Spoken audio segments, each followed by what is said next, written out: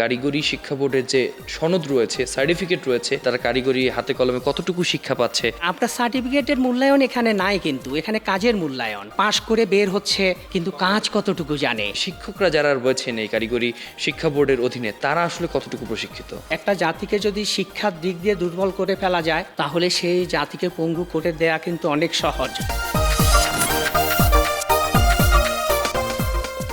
সব শিক্ষার কারিকুলাম নিয়ে আমাদের অনেক আগ্রহ আছে, সবকিছুই পরিবর্তন হচ্ছে, সরকার আসে যায়, পরিবর্তিত হয়। এই যে আমাদের কারিগরি শিক্ষা রয়েছে, সেখানে কিন্তু একটা বঞ্চনার গল্প সবসময় থেকে যায়। এটাকে কিভাবে দেখবেন? উন্নত বিশ্বে যারা আজকে প্রযুক্তি বলেন, ইন্ডাস্ট্রিয়ালাইজেশন বলেন, এসব ক্ষেত্রে যারা আজকে অনেক উপরে উঠে গেছে, তারা কিন্তু এই কারিগরি শিক্ষাকে মূল্যায়ন করেই, প্রাধান্য দিয়েই কিন্তু আজকের এই পর্যায়ে তারা এসেছে। যেমন ধরেন মার্কিন যুক্তরাষ্ট্র, জার্মানি, অস্ট্রেলিয়া, চীন, জাপান, তাইওয়ান, সিঙ্গাপুর, মালয়েশিয়া, এইসব দেশগুলো কারিগরি শিক্ষাকে গুরুত্ব দিয়েছে এবং সে অনুসারে তারা পরিকল্পনা প্রণয়ন করেছে, সেই পরিকল্পনা তারা বাস্তবায়ন করেছে। তাদের অনেক দেশে আজকে কারিগরি শিক্ষায় শিক্ষিতের হার 60%, 30%, 20% পর্যন্ত রয়েছে এবং তারা এটাকে ভবিষ্যতে আরও প্রাধান্য দিচ্ছে এবং এর মাধ্যমে তারা কিন্তু তাদের অর্থনৈতিক অবস্থাকে তারা অনেক সুদৃঢ় করেছে। উন্নত বিশ্বে তাহলে তো দেখছি যে আমরা কারিগরি শিক্ষাকে মূল ফোকাস করা হচ্ছে। এখন শুরুতে আছি, কথা বলছিলাম কারিগরি শিক্ষা এবং আমাদের দেশে কিভাবে সেটাকে কাজে লাগানো যায় এই বিষয়ে। আজকে আমাদের সাথে রয়েছেন ইঞ্জিনিয়ার মোতাহার হোসেন, যিনি একজন টেকনিক্রেট এবং দীর্ঘদিন আপনি কারিগরি শিক্ষার সাথেও কাজ করেছেন। অনেক কিছুই আসলে জানতে চাই, আবারও স্বাগত জানাচ্ছি। আমাদের দেশে কারিগরি শিক্ষাটাকে অনেকে ভকেশনালভাবে বলে বা বিভিন্নভাবে উপস্থাপন করে। সবাইকে দেখি যারা আসলে একটু ঝরে পড়া বা দেখা যাচ্ছে যে শিক্ষায় খুব একটা গুরুত্ব দিতে পারছে না, তারাই দিন শেষে কোনো একটা কারিগরি কলেজে বা কারিগরি স্কুলে ভর্তি হচ্ছে। এবং এই প্রচলনটা এভাবে আছে যে সেখানে গিয়ে অনেকে বলছে যে টাকা দিয়ে ধার করে সার্টিফিকেট নিচ্ছে। এই যে একটা চরম একটা কুসংস্কার এবং একটা চরম যে একটা ব্যর্থতার যে গ্লানি আছে, এটা থেকে আসলে কিভাবে বের হয়ে আসা যায়?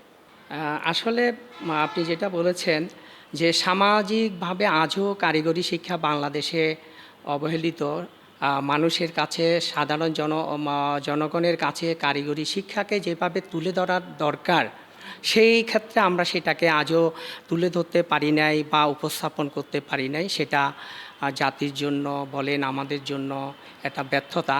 তো এই যে কারিগরি শিক্ষা সম্পর্কে মানুষের যে অবমূল্যায়ন, এটা আমাদেরকে সবাইকে মিলে সম্মিলিতভাবে এটাকে মানুষের সামনে তুলে ধরতে হবে এবং বিশ্বে কারিগরি শিক্ষার যে একটা মূল্যায়ন, যে পরিবেশ পরিস্থিতি, সেটাও আমাদের সবার কাছে তুলে ধরতে হবে। অর্থাৎ এটার যে ব্যর্থতা, এটা সম্পর্কে যে সমাজে একটা নেতিবাচক প্রভাব আছে, এটাকে আমাদের দূর করতে হবে। তো সেটার জন্য আমাদের সরকারিভাবে বা বিভিন্ন পর্যায়ে উদ্যোগ গ্রহণ করতে হবে। একটা জিনিস খুব করে জানতে ইচ্ছে করছে, আমরা যখন দেখি, বিশেষ করে আমি যেখান থেকে বেড়ে উঠেছি সেখানেও দেখেছি, পরবর্তীতে বিভিন্ন পত্রপত্রিকা বা সংবাদেও তো আমরা সচরাচর দেখি যে কারিগরি শিক্ষা বোর্ডের যে সনদ রয়েছে, সার্টিফিকেট রয়েছে, এটা নিয়ে কিন্তু অনেক অভিযোগ অনেকের, যে এটা আসলে কারিগরিতে আসলে তারা কারিগরি হাতে কলমে কতটুকু শিক্ষা পাচ্ছে সেটা নিয়ে প্রশ্ন করছে। তা আমার জানার ইচ্ছা যে শিক্ষকরা যারা রয়েছেন এই কারিগরি শিক্ষা বোর্ডের অধীনে, তারা আসলে কতটুকু প্রশিক্ষিত? বাংলাদেশের আলোকে কিছুটা অনিয়ম যে বিভিন্ন ক্ষেত্রে নাই, এটা বলা যাবে না। তবে এখানে সার্টিফিকেট জালিয়াতি বা এগুলোর সাথে বিভিন্ন সময় কিছু সংখ্যক লোক জড়িত ছিল। তাদের বিরুদ্ধে শাস্তিমূলক ব্যবস্থাও গ্রহণ করা হয়েছে। তবে আমি যে বিষয়টা এখানে উল্লেখ করব, কারিগরি শিক্ষাকে যদি আপনি বাংলাদেশের আলোকে তুলে ধরতে চান, সেজন্য আপনাকে কিছু পরিকল্পনা প্রণয়ন করতে হবে, আপনাকে নতুন আঙ্গিকে চিন্তা করতে হবে, আপনাকে অনেক কিছু ঢেলে সাজাতে হবে। মূল কথা হচ্ছে বিগত সময়ে কিছু অনিয়ম হয়েছে, এটা আমরা একেবারে না বললেই নয়। যে কারিগরি শিক্ষা শুধু নয়, আমাদের সার্বিক শিক্ষা ব্যবস্থার উপরেই খড়গ নেমে এসেছিল। শিক্ষা ব্যবস্থাকে, একটা জাতিকে যদি শিক্ষার দিক দিয়ে দুর্বল করে ফেলা যায়, তাহলে সেই জাতিকে পঙ্গু করে দেয়া কিন্তু অনেক সহজ। তো সেই সময়ে ধরেন অনেক কিছু হয়েছে, যেটা বলেছেন সার্টিফিকেট জাল কিংবা অনেক কিছু হয়েছে, বা সঠিকভাবে যেভাবে শিক্ষার প্রচলন বা শিক্ষা ব্যবস্থাকে ঢেলে সাজানো দরকার ছিল, সেটা হয় নাই। এখন কারিগরি শিক্ষা এমন একটা পর্যায়ে রয়েছে, অনেকে বলে যে সর্বাঙ্গে ব্যথা ঔষধ দিব কোথা। আসলে আমাদের মেজর সমস্যাগুলো আসলে কি? কারিগরি শিক্ষার মাধ্যমে পৃথিবীর অনেক দেশ কিন্তু এগিয়ে গেছে, একথা আমরা নিঃসন্দেহে বলতে পারি। আমাদেরকেও এগিয়ে যেতে হবে। তো সেটার জন্য কারিগরি শিক্ষায় যে সমস্যাগুলো বিদ্যমান সেগুলোকে পরিহার করে আমাদেরকে নতুন আঙ্গিকে আগাতে হবে।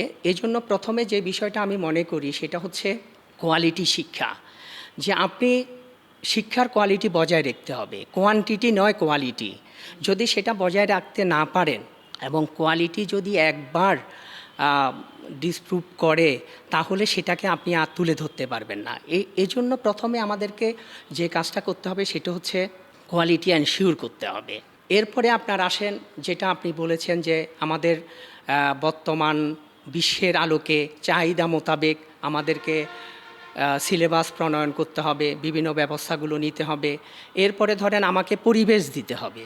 আমি যদি উপযুক্ত পরিবেশ না দিতে পারি তাহলে আমি যত চেষ্টাই করি, যত পরিকল্পনাই করি, কিন্তু সেটা সফল হবে না। তারপরে কারিগরি শিক্ষা যেহেতু প্র্যাকটিক্যাল বেসড, অর্থাৎ হাতে কলমে আপনাকে কাজ জানতে হবে। আপনি যখন কাজ জানবেন না আপনার কোনো মূল্যায়ন হবে না। ল্যাবের ব্যবস্থা থাকতে হবে। হ্যাঁ হ্যাঁ, আপনার সার্টিফিকেটের মূল্যায়ন এখানে নাই, কিন্তু এখানে কাজের মূল্যায়ন। তো সেই জন্য আমাকে প্র্যাকটিক্যাল বেসড শিক্ষা দিতে হবে এবং প্র্যাকটিক্যালের উপরে জোর দিতে হবে, যেটা নানা প্রতিকূলতার কারণে, নানা অসুবিধার কারণে আমরা দেখেছি সে প্র্যাকটিক্যাল বেস শিক্ষাকে আমরা সেভাবে কাজে লাগাতে পারিনি। যার কারণে আমাদের এর কথা শোনা যায় যে পাশ করে বের হচ্ছে হাজার হাজার লাখ লাখ বের হচ্ছে, কিন্তু কাজ কতটুকু জানে, কাজের জায়গাটায় একটা ঘাটতি তৈরি হয়ে গেছে। এই বিষয়ে আরো কথা বলতে চাই, ছোট্ট একটা বিরতি অপেক্ষা করছে, যাচ্ছি একটা বিরতিতে, ফিরছি একটু পর।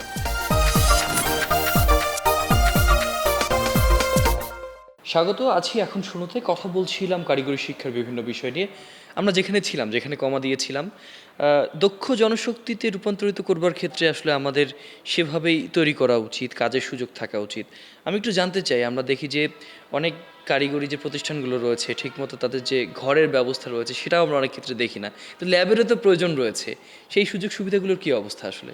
হ্যাঁ, সেগুলো যেটা আমি আগেও বলেছি যে দেখেন আমাদের সরকারি প্রায় 50টির মতো পলিটেকনিক ইনস্টিটিউট রয়েছে, প্রায় 64টির মতো সরকারি ভোকেশনাল ইনস্টিটিউট রয়েছে, যেটা টিএসসি বলা হয়।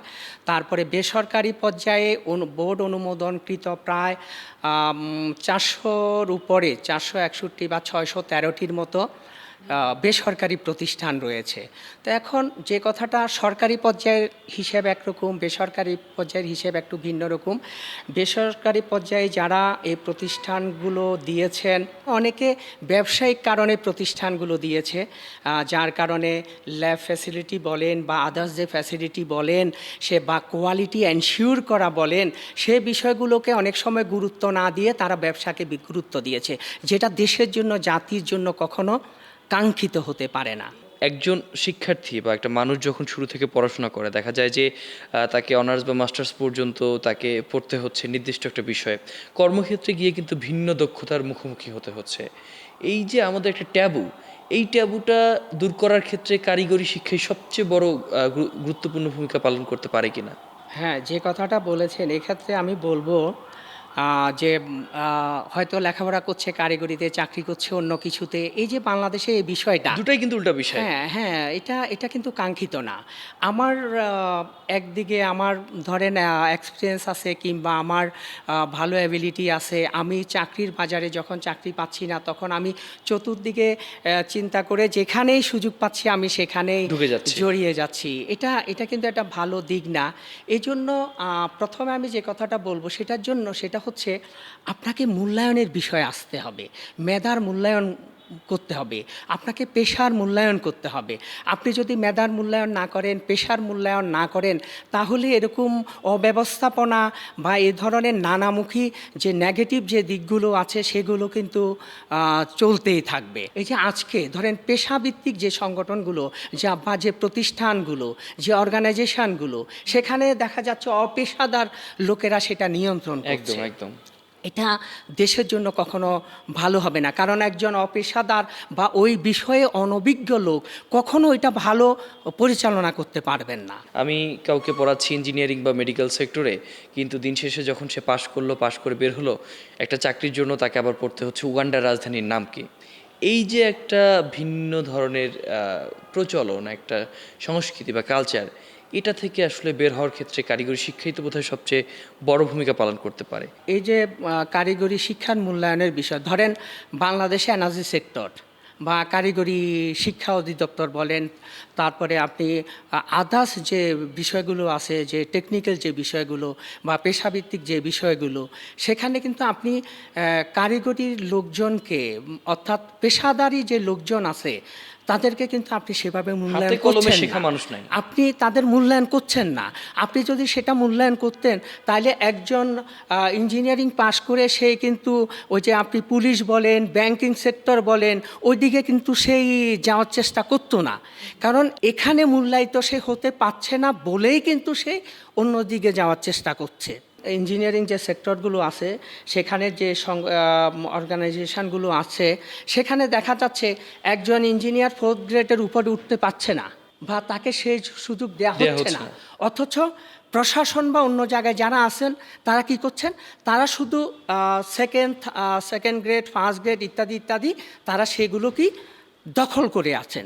তারা নিজেদেরগুলো দখল করছেন, আবার অন্য পেশাভিত্তিক যে পোস্টগুলো আছে, পদবিগুলো আছে, সেগুলো তারা দখল করছে। এখানে হচ্ছে কি, ওই পেশাভিত্তিক লোকগুলো কিন্তু তারা সেখানে অবমূল্যায়িত হচ্ছে। যখন তারা অবমূল্যায়িত হচ্ছে, তখন তারা চিন্তা করছে, তাই আমি তো এখানে ভালো কিছু আশা করতে পারি না, তখনই বিদেশের দিকে যাচ্ছে। হ্যাঁ, অন্য দেশগুলো ব্যবহার করে, এই মেধা শক্তিকে ব্যবহার করে তারা কিন্তু উন্নত হচ্ছে, আর আমরা দিন দিন পিছনে পড়ে যাচ্ছি। দুটো বিষয় আমার মনে পড়ছে আপনার কথা শুনে। প্রথমত যদি বলতে চাই, একজন মানুষ যখন দক্ষ হয়ে উঠছে বা ওঠার চেষ্টা করছে, সেখানেও যথার্থ পরিবেশ পাচ্ছে না। দক্ষ হয়ে সে যখন বিদেশে গিয়ে আরও দক্ষ হয়ে উঠছে, পরবর্তীতে যে দেশে ফিরে কমফোর্টেবল একটা পরিবেশ নিয়ে কাজ করবে, সেই সুযোগটাও পাচ্ছে না। এইসব বিষয় নিয়ে কথা বলবো, তবে একটা বিরতি অপেক্ষা করছে। আরও একটা বিরতিতে যাচ্ছি, ফিরছি একটু পরেই।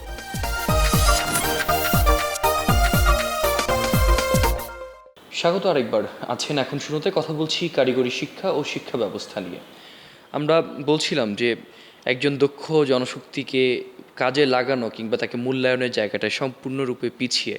আরেকটি বিষয়, যারা আসলে এই স্রোতের বিপরীতে এখনও কারিগরি শিক্ষার শিক্ষকতার সাথে যুক্ত আছেন, তারাও তো আসলে নানানভাবে অবমূল্যায়িত হচ্ছেন, বা তারাও যে কোনো ইনোভেশনকে মোটিভেট করবেন বা ইনোভেশনের সাথে থাকবেন, সেই পরিবেশটা তো আলটিমেটলি দেখা যায় না। এই যে একটা কঠিন অবস্থা যাচ্ছে, এবং আমরা কিন্তু পিছিয়ে যাচ্ছি, বহির্বিশ্বের সাথে তাল মেলাতে পারছি না, সেখান থেকে বের হয়ে আসার জন্য আসলে কি হতে পারে, বাস্তবতা কি হতে পারে, বা কোন ধরনের পথ বেছে নেওয়া যেতে পারে? শিক্ষকদের অনেক কিছু দোষ ত্রুটি থাকতে পারে, সেটা অস্বীকার করার কিছু নেই। তবে শিক্ষকদেরকেও তো মূল্যায়ন করতে হবে। আপনার প্রথম কাজ কিন্তু শিক্ষকদের মূল্যায়ন করা। সে ক্লাসে যেয়ে যদি দেখে আজকে তার ছেলে কিভাবে স্কুলে যাবে, তার বাজারটি কিভাবে হবে, অর্থাৎ তার যদি সাংসারিক চিন্তাটা তার মাথায় থাকে, সেক্ষেত্রে সে কিন্তু ভালো কিছু ক্লাসে পাঠদান করাতে পারবে, সেটা কিন্তু সম্ভব না। কারণ সেজন্য আপনাকে শিক্ষকদের মন মানসিকতা পরিবর্তনের জন্য, তাকে আর্থিক সচ্ছলতা প্রদানের জন্য সে পরিকল্পনা আপনাকে থাকতে হবে, সেই ব্যবস্থা করতে হবে। সেজন্য শিক্ষকদের জন্য সরকারের উচিত আলাদা স্কেল প্রণয়ন করা।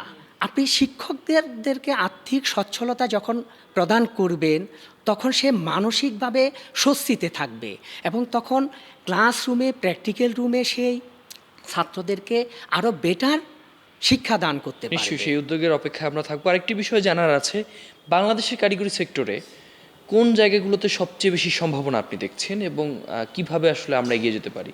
আর্থিক সচ্ছলতার কথা আমি বলেছি, পাশাপাশি শিক্ষকদেরকে দক্ষ করে গড়ে তুলতে একদম। হবে। এখন কিভাবে আপনি দক্ষ করে গড়ে তুলবেন? সে যে লেখাপড়া যখন করেছে তখন যে সে দক্ষ হয়ে গেছে তা কিন্তু না। সেখানেও একটা ঘাটতি হ্যাঁ, আছে। তাকে ট্রেন্ড আপ করতে হবে। আজকে বিদেশে বলেন, দেশে বলেন, সরকারি কর্মকর্তা কর্মচারীদেরকে ট্রেন্ড আপ করা হয়। সেক্ষেত্রে কিন্তু অন্যরা যে ফ্যাসিলিটিস পেয়ে থাকে, শিক্ষকেরা কিন্তু ততটুকু পায় না। অথচ দেখেন, এই যে ট্রেন্ড আপ করা, প্রশিক্ষিত করা, দক্ষ করে গড়ে তোলা, এই কাজগুলো কিন্তু শিক্ষকদের ক্ষেত্রে বেশি প্রয়োগ করা উচিত।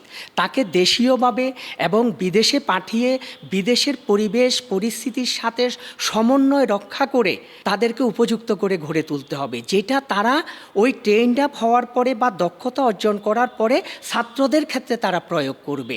আপনি যতক্ষণ পর্যন্ত সেটা করবেন না, অর্থাৎ শিক্ষকে যতক্ষণ দক্ষ হবে না বা সে উপযুক্ত হবে না, তাহলে সে কি করে সে উপযুক্ত নাগরিক গড়ে তুলবে? আমাদের কারিগরি শিক্ষার সম্ভাবনাকে আপনি কোন দিকে দেখেন, আর সঠিক পদক্ষেপ নিলে আসলে আমরা কোন দিকে এগোতে পারি? কারিগরি শিক্ষার অপার সম্ভাবনা রয়েছে। এই কারিগরি শিক্ষা হচ্ছে আপনি হাতে কলমে শিক্ষা, আপনি আপনার যে পরিবার থেকে শুরু করে রাষ্ট্রীয় পর্যায়ের যে বিভিন্ন যে সমস্যাগুলো রয়েছে, টেকনিক্যাল সমস্যাগুলো রয়েছে, এসব ক্ষেত্রে আপনি ভূমিকা রাখতে পারবেন। এখন আজকের বিশ্বে যেভাবে যে মহাকাশ নিয়ে পরিকল্পনা করা হচ্ছে, মহাকাশে যাওয়ার চিন্তা করা হচ্ছে, এই শুরু থেকে উপর পর্যন্ত সর্বক্ষেত্রে কিন্তু আপনি এই প্রয়োগ ঘটাতে পারবেন। এক্ষেত্রে আপনি সমস্যার সমাধান করে অনেক কিছুকে হাতের মুঠোয় নিয়ে আসতে পারবেন, যেটা আপনার জেনারেল এডুকেশনের মাধ্যমে সম্ভব নয়। আজকে চীনের কথাই ধরেন, তারা আজকে কোন পর্যায়ে গেছে? আজকে ধরেন বিশ্বে যদি আমেরিকার মতো দেশও বলতে পারছে না যে চীনের সাথে সব বন্ধ করে দিব। কেন পাচ্ছে না? কারণ তারাও চীনের অনেক কিছুর উপরে ডিপেন্ডেন্ট। কারণ চীন থেকে প্রযুক্তিগত কল্যাণের মাধ্যমে অনেক যন্ত্রপাতি কিন্তু অনেক সস্তায় পাওয়া কারিগরি যাচ্ছে। শিক্ষায় চীন অনেক এগিয়ে হ্যাঁ, গেছে এবং তাদের 40 থেকে 50% কারিগরি শিক্ষায় শিক্ষিত, এবং এই কারিগরি শিক্ষার উন্নয়নের মাধ্যমে কিন্তু তারা জাতিকে আজকে এ পর্যায়ে নিয়ে গেছে, এবং আজকে বিশ্বকে তারা ইনডাইরেক্টলি শাসন করছে প্রযুক্তিগতভাবে। এখন তারা এই যে আপনারা জানেন যে তারা একটা কৃত্রিম সূর্য তৈরি করার চিন্তা করতেছে, মহাকাশে বসবাসের চিন্তা, চাঁদে বসবাসের চিন্তা করছে, মঙ্গলে বসবাসের চিন্তা করছে। এইভাবে অনেক কিছু তারা চিন্তা করছে, যেটা আমরা যেখান থেকে আমরা আজও অনেক দূরে রয়েছি। অপার সম্ভাবনার কথা আমরা শুনছিলাম। এখন শুরুতে আমরা কথা বললাম কারিগরি শিক্ষার নানান বিষয় নিয়ে। সঠিকভাবে কারিগরি শিক্ষাকে মূল্যায়ন ও বাস্তবায়ন করলে দেশ যেমন এগিয়ে যাবে, একই সাথে মহাকাশ ছোঁয়ারও যে অপার সম্ভাবনা সেটা কিন্তু আমাদের সাথে থাকবে। আমাদের দেশ এগিয়ে যাক, সবাই ভালো থাকুক, সেই প্রত্যাশা আজকের মতো বিদায় নিচ্ছি। খোদা হাফেজ।